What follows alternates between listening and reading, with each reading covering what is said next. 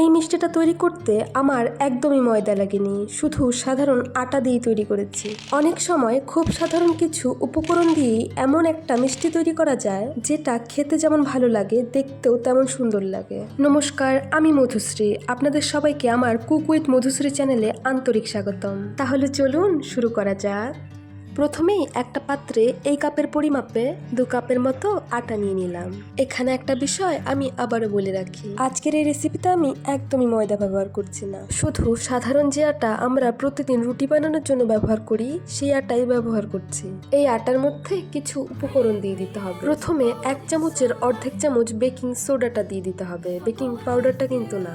এখন স্বাদ মতো লবণ, কিছুটা ড্রাই ফ্রুট কুচানো দিয়ে দিব। ড্রাই ফ্রুটের মধ্যে আমন্ড বাদাম বা কাজু বাদাম দিয়ে দিতে পারেন।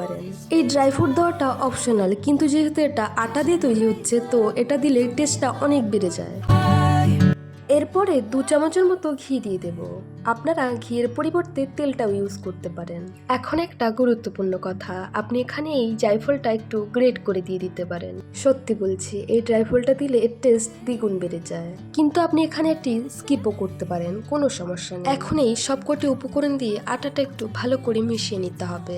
আটাটা ভালোভাবে মেশানো হয়ে গেলে এখানে একটু একটু করে জল বা দুধ দিয়ে এটা ভালো করে মেখে নিতে হবে।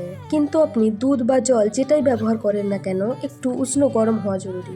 আটা মাখার সময় একসঙ্গে অনেকটা দুধ দেবেন না, অল্প অল্প করে দুধ দেবেন এবং হাত দিয়ে ভালো করে মেখে নেবেন। কারণ এই রেসিপিটার জন্য আমাদের এমন একটা ডো দরকার যেটা খুব শক্তও হবে না আবার খুব নরমও হবে না। অনেকটা আমরা যেভাবে রুটির জন্য আটা মেখে থাকি সেই রকমই একটা নরম ডো তৈরি করলেই হবে। প্রথম অবস্থায় এটি হাতে লেগে যেতে পারে, কিন্তু যখন এটা 15 থেকে 20 মিনিটের জন্য রেস্ট হতে দেব তখন আর হাতে লাগবে না। দেখুন 15 মিনিট পরে আমাদের ডোটা কত সুন্দরভাবে সেট হয়ে গেছে। এখন ডোটাকে আবার হাতের সাহায্যে একটু মেখে নিচ্ছে।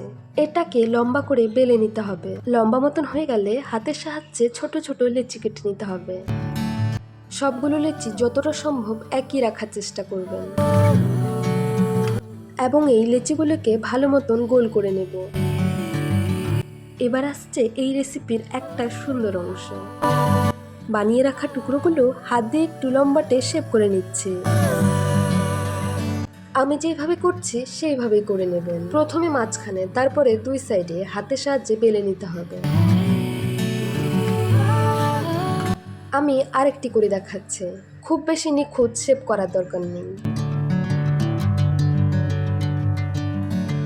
এই রেসিপিটা আমার কাছে ভালো লাগার একটা কারণ হলো এখানে খুব বেশি কিছু করার দরকার নেই। অর্থাৎ রান্নাঘরে কিছু উপকরণ না থাকলেও একটু ইচ্ছে থাকলে এমন একটা পটল মিষ্টি তৈরি করা সম্ভব।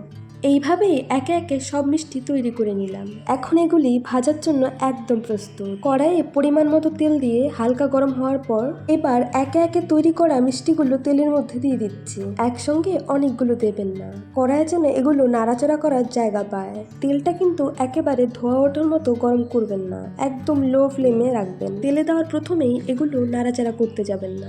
প্রথম এগুলো খুন্তি দিয়ে নাড়াচাড়া না করে হাত দিয়ে কড়াইটা একটু দুলিয়ে দিতে হবে, কারণ প্রথম অবস্থায় এগুলো অনেক নরম থাকে। কিছুক্ষণ পর এগুলো নিজে থেকেই ওপরে ভেসে উঠবে এবং একটু শক্ত হয়ে আসবে, তখন আস্তে করে উল্টে দেবে। মাঝে মাঝে আলতো করে নেড়ে দিচ্ছি যাতে সব দিকে সমানভাবে তেলে ভাজা হয়। প্রথমে একদম হালকা ছিল আর এখন আস্তে আস্তে সুন্দর একটা বাদামি রং চলে এসেছে। এগুলো যেহেতু লো ফ্লেমে ভাজতে হবে তো আমার 10 থেকে 15 মিনিটের মতো লেগে গেছে। নামানোর আগে যখন বুঝতে পারবেন যে এটা হয়ে গেছে তখন এটাকে 1 মিনিটের জন্য হাই ফ্লেমে করে দিতে হবে এবং একটু ভেজে নিতে হবে। এই পর্যায়ে আর ভাজবো না, একে একে সবগুলোই তেল থেকে তুলে নিচ্ছি। এখন এগুলো সঙ্গে সঙ্গে শিরায় দেব না, আগে একটু ঠান্ডা হতে দেব।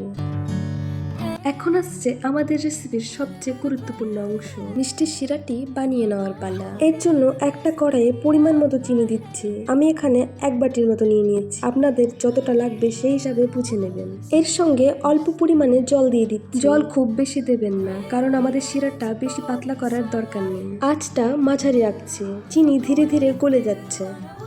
শিরাটা না বেশি পাতলা না বেশি ঘন, একটা হালকা স্টিকি ধরনের শিরা হলেই যথেষ্ট। শিরা তৈরি হয়ে গেলে এবার আগে থেকে ভেজে রাখা পটল মিষ্টিগুলো শিরার মধ্যে দিয়ে দিচ্ছি। এখন খুব বেশি সময় ধরে রান্না করার দরকার নেই। শুধু আলতো হাতে নেড়ে দিতে হবে যাতে প্রতিটা মিষ্টির গায়ে শিরাটা ভালোভাবে লেগে যায়। এগুলো ভাজতে ভাজতে একটা পর্যায়ে দেখবেন সবগুলো মিষ্টির গায়ে চিনির একটা লেয়ার তৈরি হতে শুরু করেছে। এই পর্যায়ে গ্যাসের ফ্লেমটা একদম বন্ধ করে দিতে হবে এবং অনবরত নাড়তে হবে। দেখুন আমার পটল মিষ্টিগুলো কত সুন্দরভাবে তৈরি হয়ে গেছে। আমি যতটা আশা করেছিলাম তার থেকেও বেশি ভালো হয়েছে। আপনারা চাইলে একবার হোক এটি তৈরি করে বাড়িতে খেতে পারেন। সত্যি বলছি, খুব দারুণ লাগে খেতে। শুধু আটা দিয়ে শুরু করেছিলাম আর শেষে এমন একটা মিষ্টি তৈরি হয়ে গেল। এবার একটা মিষ্টি হাতে নিয়ে একটু ভেঙে দেখাচ্ছে। বাইরের অংশটা হালকা শক্ত এবং ক্রিস্পি হয়েছে আর ভিতরটা একবারে নরম।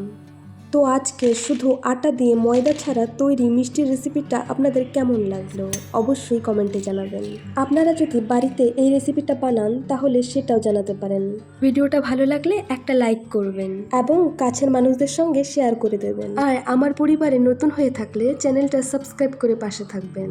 আজকের মতো এখানেই শেষ করছি। সবাই ভালো থাকবেন, সুস্থ থাকবেন। আবার দেখা হবে নতুন একটা সহজ এবং সুন্দর রেসিপি নিয়ে। ধন্যবাদ।